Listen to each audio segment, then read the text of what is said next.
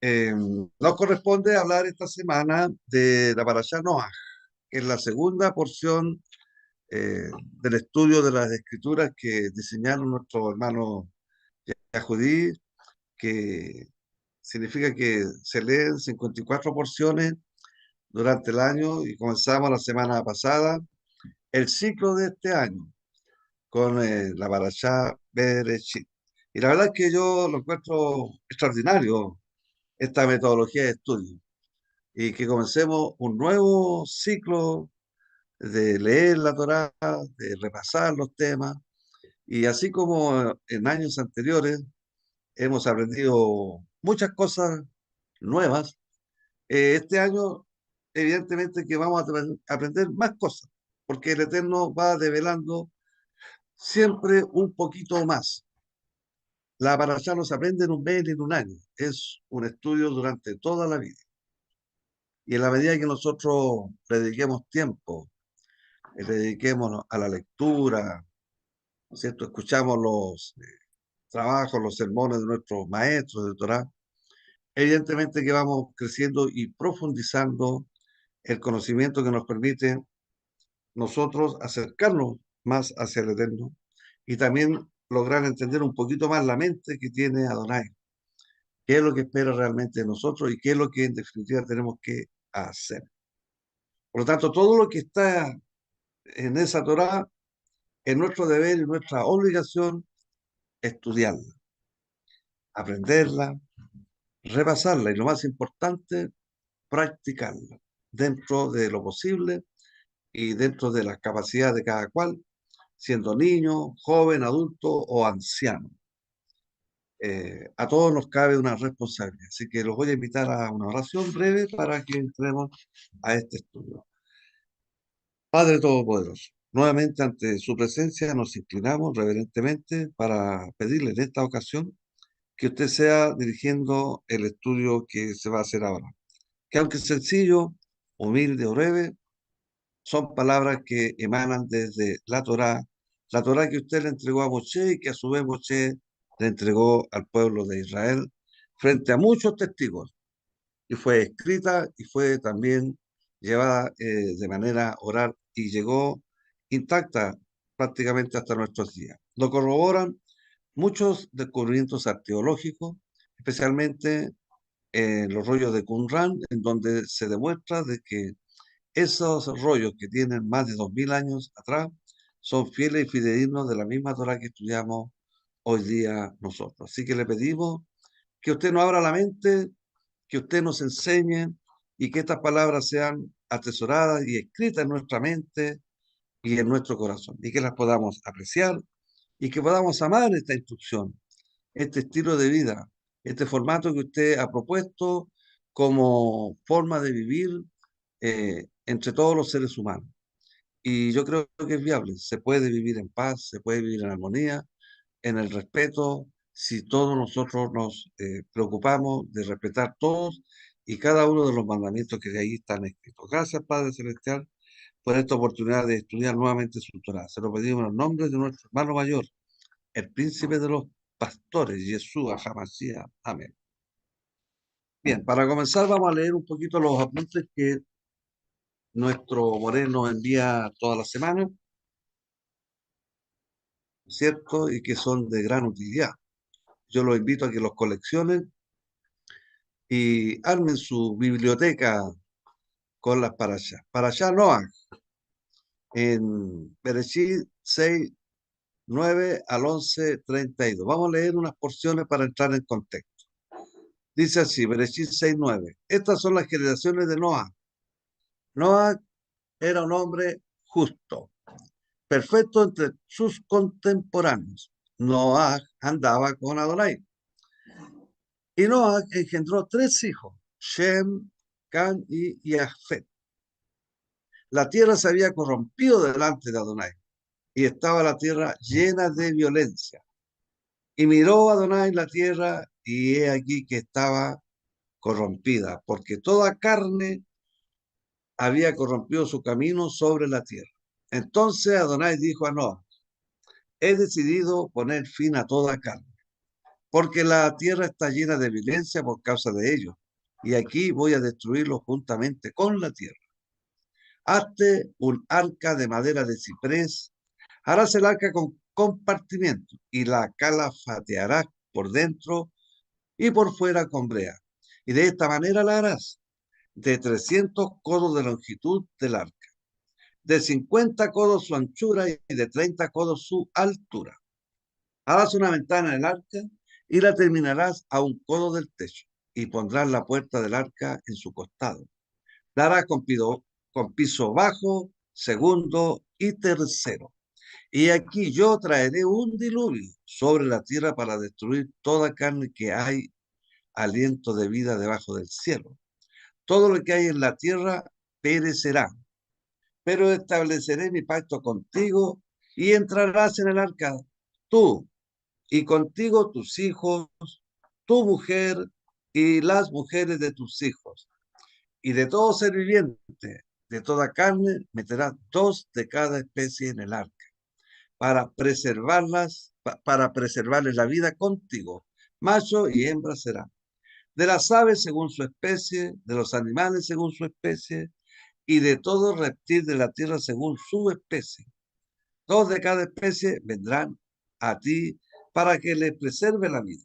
Y tú, toma para ti de todo alimento que se come y guarda, y será alimento para ti y para ellos. Y así lo hizo Noah, conforme a todo lo que Adonai le había mandado, así hizo. Por lo tanto, la parashá completa de esta semana se refiere justamente al hecho y a la historia de Noé. Esta parashá la podemos dividir en cuatro partes importantes. En primer lugar, está eh, el llamamiento de Noé, la construcción del arca, el diluvio, ¿cierto? La torre de Babel, y luego cuando Noah ya planta una viña y se embriaga. Esos son los temas principales. Por lo tanto, aquí estamos hablando de un tema que para los que estudiamos la escritura lo creemos, creemos que hubo un diluvio, creemos que hubo una destrucción total de la creación que se le llama prediluviana y que podemos hablar muchas cosas. Por ejemplo, hoy día para nadie es extraño que llueva o que deje de llover, a veces se transforma en una crisis. Hay zonas en el planeta, las zonas tropicales especialmente, donde la cantidad de agua que cae es impresionante, mucha agua. En el sur de Chile, de Concepción al sur, la cantidad de agua que cae es mucho más que acá en Santiago. Cuando yo era niño, en Santiago caían 300 milímetros al año. Hoy día, con suerte, están cayendo 150. Es decir, había una disminución en la cantidad de agua que precipita. Sin embargo, en aquella época, al parecer, no llovía, sino que de la tierra se elevaba una neblina y eso hacía que hidratara toda la superficie de la tierra. Por lo tanto, en una realidad donde no existía la lluvia, hablar de un diluvio era algo sumamente extraño. ¿Cómo va a llover si nunca ha llovido? ¿Qué es una lluvia? ¿Cómo eso de que va a caer agua hacia la tierra, de las nubes, del cielo? Eso no ocurría. Por lo tanto, ya estamos frente a un acto de fe muy grande respecto de Noah, de creer de que iba a llover. Iba a llover tanto que incluso se iba a inundar todo. Es más, él recibe la instrucción de tener que construir eh, un barco en una época donde parece que las aguas estaban todas suspendidas en la superficie o estaban bajo la tierra. Por lo tanto, había ríos, seguramente esteros, lagunas, lagos, pero mares como los vemos hoy día, eh, seguramente habían, porque dice que el Eterno creó el mar y separó las aguas de arriba y de abajo. Pero el tema es que no llovía. Y en esa realidad, Noé recibe la instrucción de parte de Adonai de construir un arca porque había mucha violencia. Es más, se había corrompido toda carne. Yo he leído algunos libros y dicen que en aquella época, antes de diluviana, se habían hecho ya experimentos genéticos por animales, con personas, y que prácticamente la especie humana ya estaba corrompida. Y que no, sus familias se guardaron, se protegieron y no participaron de esas conductas. Por eso que él fue un hombre justo y perfecto en aquella generación. Entonces, no vamos a entrar nosotros mucho a hablar acerca de la construcción del arca, eh, el diluvio. Vamos a hablar un poco de Noé, del personaje, la persona. No son muchos los datos que nos muestran las escrituras, son bien escuetos, bien, el relato es bien limitado. Sin embargo, si especulamos un poco y nos dejamos llevar por la imaginación, podemos sacar algunas conclusiones. Por ejemplo, vamos a hablar de la realidad que vivía Noé. Noé, que es un predicador y un ejemplo de justicia. Imaginémonos un poco que día tras día, por ejemplo, al despuntar el sol, llegaban personas para ver aquel armazón gigante, ¿no?, de una nave que se estaba construyendo en un lugar lejos de donde estaba el agua, en plena tierra seca. Estas personas no salían de su asombro al observar unas dimensiones gigantescas para la época y para toda, y todavía sigue siendo medidas realmente grandes. Esa forma extraña de construcción, una quilla plana, unas costillas gigantescas curvas que se extendían por más de 12 metros hacia arriba y hacia afuera. ¿Qué cosa tan extraña? ¿Qué puede ser esto? Probablemente Noé se estaba volviendo loco, pensaban estas personas. Lo más probable es que cuando estas gentes se juntaban para observar aquello, esa construcción tan grande en la tierra, se hayan burlado de Noé. Y tal vez le hacían preguntas. ¿Qué es lo que te pasa, Noé? ¿Para qué necesitas un barco tan grande aquí en este lugar si no hay agua? ¿Cómo piensas llevarte este tremendo armatoste hasta un lugar donde haya agua? ¿Y quién te asegura que va a flotar? Y lo más seguro es que incluso él mismo, ¿m?, haya dicho la verdad de que Adonai, ¿no es cierto?, iba a preparar un diluvio, un juicio para toda la tierra y esta gente no creía. Entonces, los curiosos se burlaban, incluso negaban y creer el testimonio que Noah les podía contar. Y así fue que fueron pasando los días, las semanas, los meses, incluso años. Y era la gran duda, ¿cuándo terminará Noé de hacer esto y qué sentido tiene todo esto? Siendo humano, Noé también pudo haberse sentido un poco triste, descorazonado, incomprendido, incluso dolido por los comentarios que escuchaba. Sin embargo, probablemente lo que más le hería a él era el desprecio de la gente, incluso familiares o amigos. Para ello, Noé estaba construyendo un monumento a la tontería. Sin embargo, para Adonai, Noé estaba edificando un monumento a la fe y a la obediencia.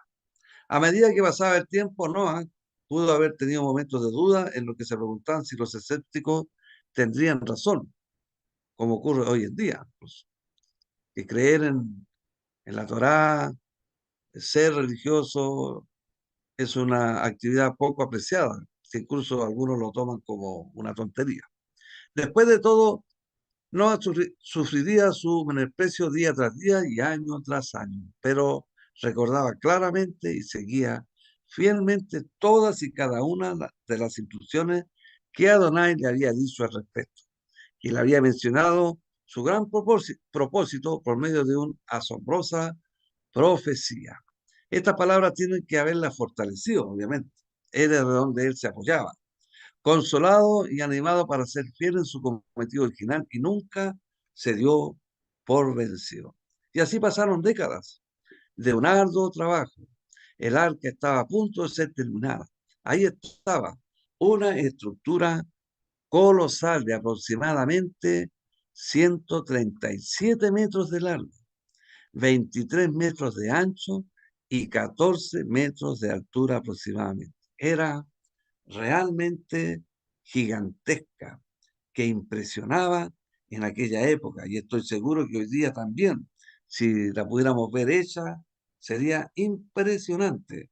Consideremos que se construyó sin tecnología prácticamente, hecha como un artesano, a mano y con escasas herramientas y con muy poca ayuda.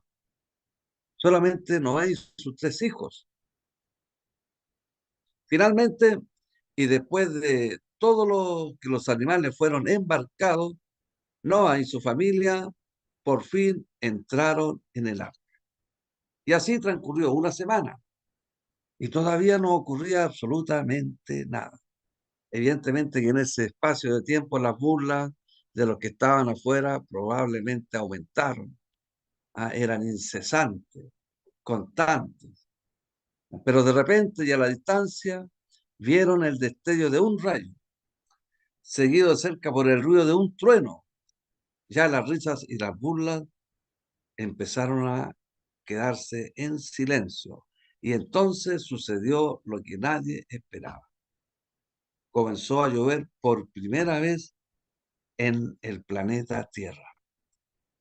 Y llovía y llovía y seguía lloviendo intensamente y de manera realmente enorme, una lluvia torrencial, un temporal que empezó a inundarlo todo. Y a medida que subían las aguas, quizás probablemente algunos se apuraron a refugiarse en los cerros, en las colinas altas, buscando la altura del terreno, mientras que otros quizás intentaron subirse al arca, pero esta había sido cerrada por la misma mano de Adonai. Y no hubo forma de escapar, porque finalmente había llegado el momento en que Adonai cumplía su advertencia de borrar de la tierra a esa generación malvada e iniciar de nuevo un nuevo ciclo con el género humano por medio del justo Noé y su familia. A medida que crecían las aguas, la fe de Noé fue justificada ante los ojos de los aterrados burlones. Mientras la oscuridad envolvía el arca y muy probable que el recto y fiel Noé haya derramado algunas lágrimas de compasión por aquella humanidad incrédula, condenada completamente por su propia maldad. Bueno, Noé y su familia, ¿quiénes eran ellos? Noé fue nieto de Matusalén, el hombre que según las escrituras ha sido el más longevo del que tenemos conocimiento. Entonces se puede dividir la vida de Noé en tres etapas. Acerca de la primera no se registra casi nada y parece que durante cientos de años Noé estuvo dedicado a madurar su condición espiritual. Ahí en Génesis 5:32 se puede leer que siendo Noé de 500 años, engendró a Shem, a Cam y a Jafet. Luego Adonai le habló a Noé y le encomendó construir un arca para que se salvara. Él, junto con su esposa, sus hijos, sus nueras y cierto número de animales terrestres y aves. Adonai había tomado la determinación de destruir aquella malvada generación por medio de un enorme diluvio universal, una inundación a nivel planetaria, tal como dice Génesis 6:17. Noé emprendió esta inmensa tarea con sus tres hijos y juntos continuaron construyendo el arca hasta que Noé cumplió los 600 años. Al finalizar este largo periodo de prueba para la humanidad, Adonai trajo los animales al arca y le dijo a Noé y a su familia que entraran también en ella. Luego, Adonai mismo cerró la puerta detrás de ellos y dijo luego Adonai a Noé, entra tú y toda tu casa en el arca, porque a ti he visto justo delante de mí en esta generación. De todo animal limpio tomarás 7 parejas, macho y su hembra, más de los animales que no son limpios, una sola pareja, el macho y su hembra. También de las aves de los cielos, 7 parejas, macho y hembra, para conservar viva la especie sobre la faz de la tierra. Porque pasados aún 7 días yo haré llover sobre la tierra 40 días y 40 noches, y raeré de sobre la faz de la tierra a todo ser viviente que yo hice y que yo creé. Noé hizo lo que Adonai le ordenó. Entraron en el arca él, su esposa, sus hijos y sus nueras. Entraron también muchos animales, 7 parejas de cada animal limpio, aquellos que la Torá define como propios para el consumo humano y para los holocaustos y la presentación ante el Eterno, y 2 de cada animal impuro o inmundo, los cuales no son aptos para el consumo humano y menos para los sacrificios de adoración. A los 7 días exactos fueron rotas todas las fuentes del gran abismo y las cataratas de los cielos fueron abiertas y hubo lluvia sobre la tierra 40 días y 40 noches. Las aguas subterráneas brotaron hacia la superficie e inundaron todo el planeta, mientras llovía incesantemente durante 40 días. Con excepción de los que estaban en el arca, todos los seres humanos perecieron bajo las crecientes aguas. La lección de Noé es una lección de que Adonai da a toda la humanidad.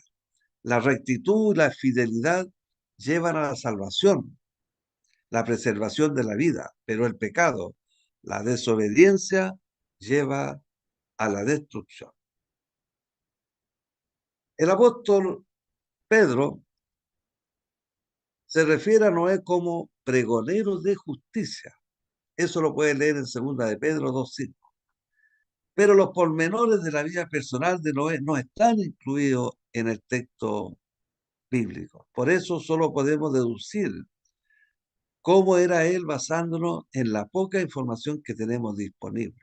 En unos pocos versículos, Adonai describe claramente el carácter de Noé y se puede inferir algo más acerca de él al compararlo con el mundo en que él vivía. En esos tiempos, en los días de Noé, los seres humanos se empeñaban en hacer toda clase de maldades, sin dejar nada a la imaginación. Existían gigantes en ese entonces. Ese término, gigantes, en el hebreo es nefilim, de nafal, una palabra que denota personas de enorme estatura que caen encima o violentamente subyugan a otros. Estos gigantes fueron personas legendarias, varones de renombre. ¿Mm? Entonces, y que además eran muy, muy violentos. El contexto de Génesis 6:1 describe la maldad de los hombres quienes hacían lo que bien les parecía, algo no muy diferente a lo que vemos hoy día. La humanidad en general era arrogante y hedonista y se negaban a honrar a Adonai y observar sus leyes. Adonai vio que solo había un hombre justo sobre toda la tierra. Ese era Noé, nuestro héroe de la historia de hoy. El futuro de la humanidad pendía de un hilo y el final de este mundo se encontraba ahí, a los ojos de Noé. Él no solo creía en la existencia de Adonai, sino que creía lo que Dios decía y que su camino era el correcto. Es decir, en el tiempo antes del diluvio se conocían los mandamientos de Adonai y había gente que estaba dispuesta a obedecer como Noé y había otros que los despreciaban, los cuales al final los llevó a la destrucción. Puesto que Adonai ama la justicia y detesta la maldad, él no quería ver a los seres humanos destruirse entre sí. Por eso se veía obligado a detener la creciente ola de caos y maldad. Lavaría, entre comillas, la maldad del hombre por medio de un diluvio universal.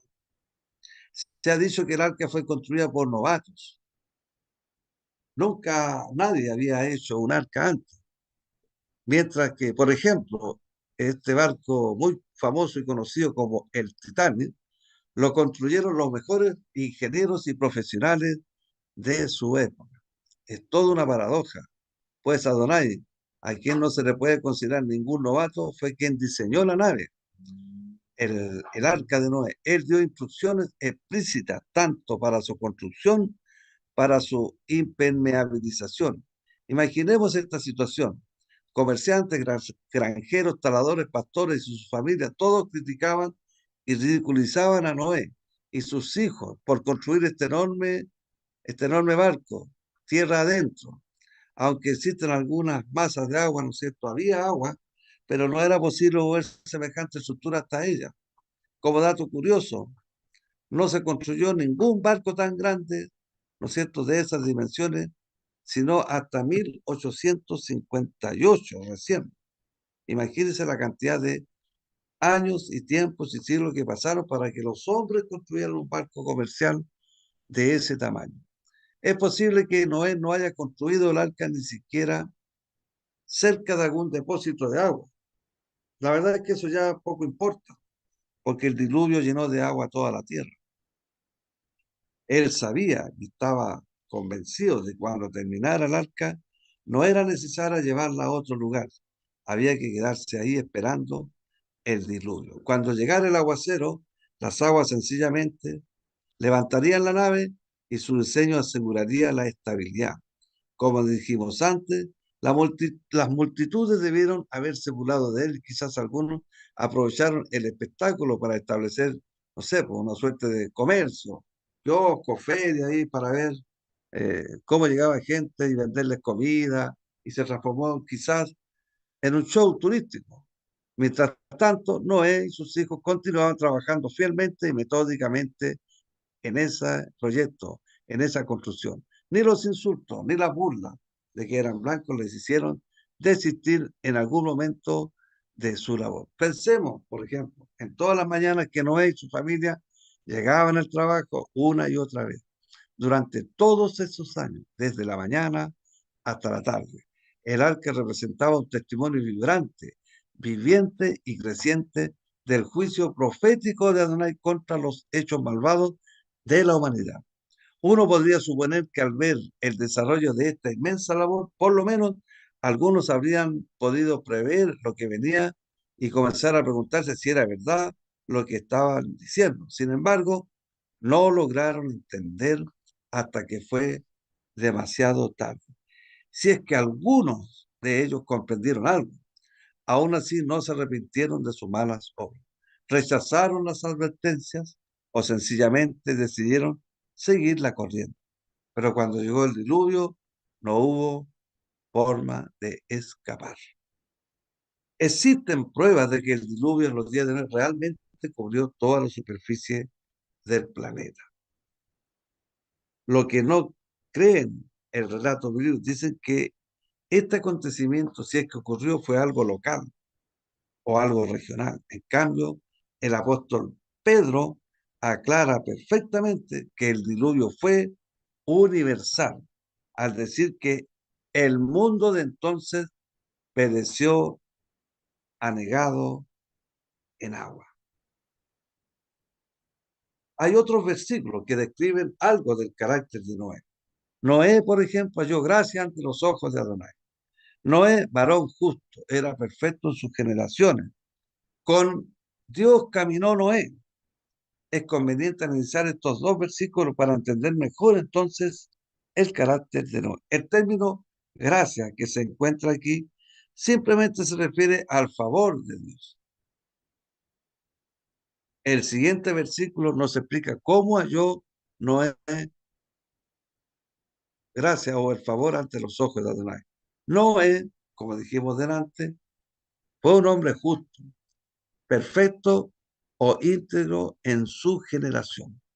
La palabra justo quiere decir recto en el sentido moral, es decir, era obediente e irreprensible, puesto que los mandamientos de Adonai definen lo que es la justicia. Noé debió haber guardado la Torá de Adonai en forma sincera e íntegra, convirtiéndose así en un siervo de Adonai. espiritualmente y maduro. Al decir que no era perfecto o recto en sus generaciones, se refiere a que la integridad de Noé emanaba de su obediencia a los mandamientos y a las verdades de la Torá de Adonai. Se entregó completamente a esa obediencia, creyó completamente a Adonai. Esto no significa que jamás pecó, no estamos hablando de eso, sino que cuando lo hacía, seguramente también se arrepentía con verdadera sinceridad. Además, Noé caminó con Dios, es decir, seguía el camino de Adonai y se mantenía muy cerca de él.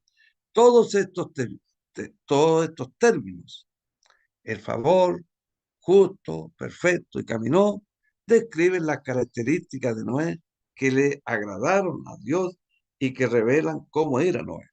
Jesús dijo, por sus frutos los conoceréis. Al usar las escrituras como nuestra fuente de información, podemos saber cómo fue la vida de Noé y la manera en que pensaba y actuaba. Ahí en la carta a los hebreos, ¿no es cierto?, presenta a Noé como un fiel siervo de Dios.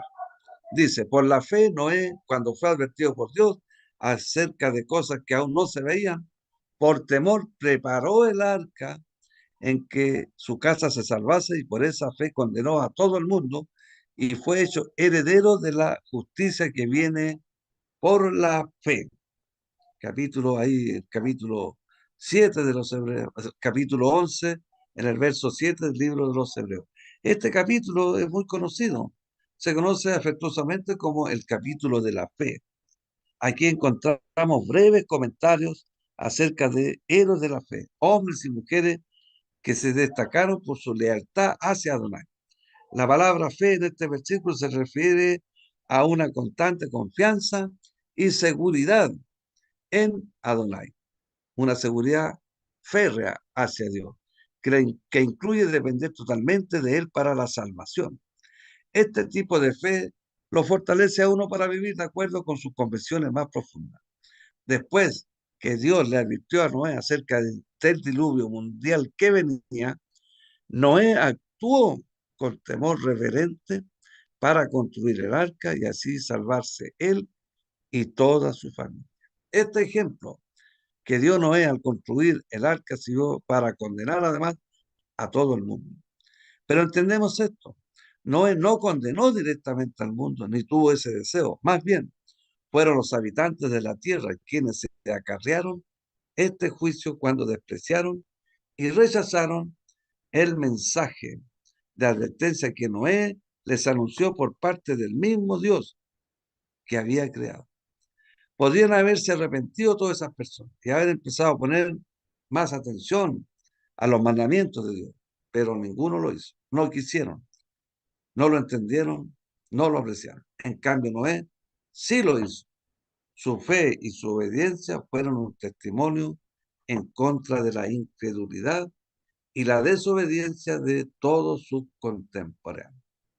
Para ir terminando, aunque parezca extraño, el ejemplo de Noé está siendo personificado en la actualidad por muchas personas.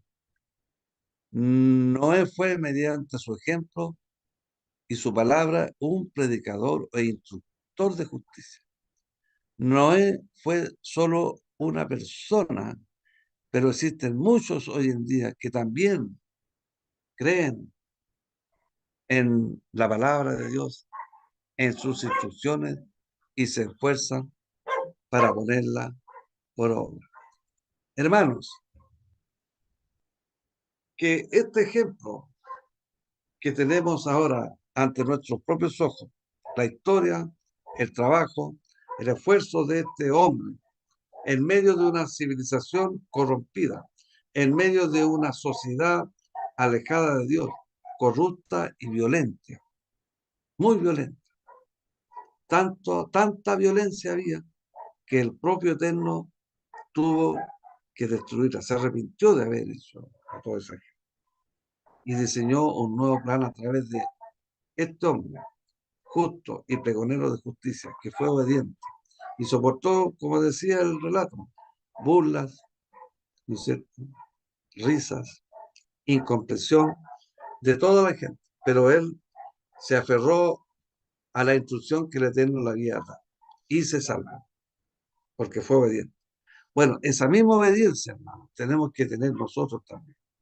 Creer en la Torá de Dios, creer que el Shabbat hay que observar, creer que las fiestas santas están vigentes, que hay que alimentarse con comida kosher, que tenemos que unirnos todos como verdaderamente hermanos para protegernos de este mundo violento. Y esta vez no se va a salvar solamente una sola familia.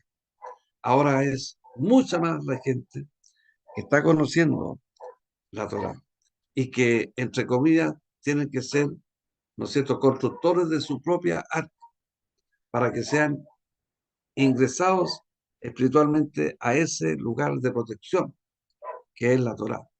Porque una de las definiciones de la Torá es cerco de protección. El que está dentro de la Torá está protegido. ¿De qué? De la destrucción, de la muerte.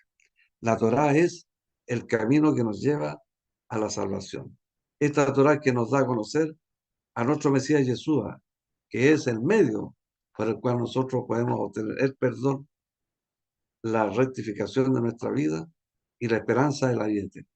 Así que, hermano, que este ejemplo que tenemos acá en esta parashá de esta semana, de Noah, del arca, del diluvio y la salvación tan grande, y que continúa el proyecto de la humanidad hasta el día de hoy a través de un solo hombre. Imagínense usted lo que hace un solo hombre en medio de toda una humanidad perversa. Nosotros también podemos, en menor escala, impactar también en nuestro entorno, en nuestro medio, a partir de nuestras familias, de que podamos ser también un lugar de protección, un arca que sirva para rescatar a las personas de la destrucción que sufrirán si es que no se apegan y no guardan los mandamientos de Adonai. Hermanos, esto es lo que tenía preparado para hoy. Estoy seguro de que va a ser de bendición para todos. Los invito a que sigan leyendo las escrituras, a que sigan profundizando más este tema, sigan leyendo, estudien, analicen, piensen, recapaciten, mediten en todo lo que el Eterno nos está entregando cada semana. Un abrazo para todos. Shalom.